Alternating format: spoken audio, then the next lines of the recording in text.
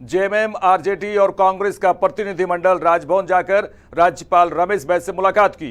राज्यपाल रमेश बैस से मिलकर झारखंड के राजनीतिक हालात पर चर्चा की।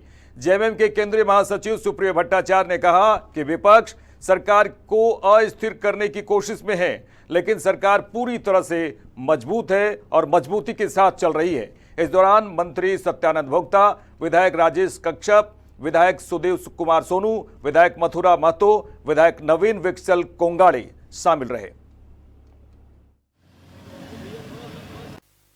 जो लगातार कुछ दिनों से इस प्रकार से एक माहौल बनाया जा रहा है सरकार को अस्थिर करने के लिए कि सरकार गिरने वाली है, सरकार पे ये आरोप लगा है।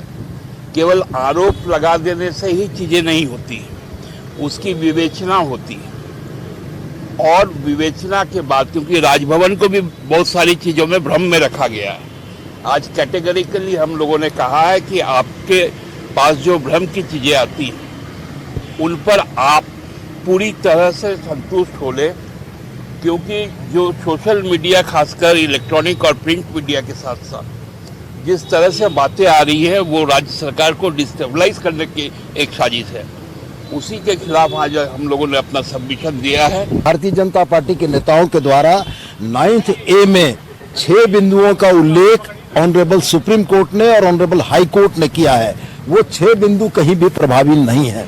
ये आधा सत्य परोस कर पूरे झूठ की खिचड़ी बनाने की कवायद हो रही है। और मैं स्पष्ट ये कहना चाहता हूं कि जो कुछ भी महामहिम के समक्ष प्रस्तुत किया गया है वो कहीं न कहीं राजभवन को भी भ्रम में डालने का था। आज हम लोगों ने मिलकर महामहिम से यह आग्रह किया है कि नैसर्गिक न्याय की अवधारणा के तहत पीड़ित पक्ष को भी निश्चित रूप से स्पष्टीकरण देने का अधिकार है और उनका भी स्पष्टीकरण पूछा जाना चाहिए। महामहिम राज्यपाल ने यह स्पष्ट कहा है कि जिस तरीके से भारतीय जनता पार्टी के प्रतिनिधिमंडल ने मिलकर हमें ज्ञापन सौंपा है था और उस ज्ञापन को हमने भेजा था, आज आपके भी ज्ञापन को भेजेंगे और निश्चित रूप से जो विधि सम्मत होगा वही होगा इस राज्य में। रोज एक न एक छोटा छोटा पटाखा छोड़ रहे हैं कि ये हो रहा है तो वो हो रहा है, इसका कोई तथ्य नहीं है। सरकार बेहतर तरीके से काम कर रही है, आगे भी बेहतर तरीके से काम करेगी।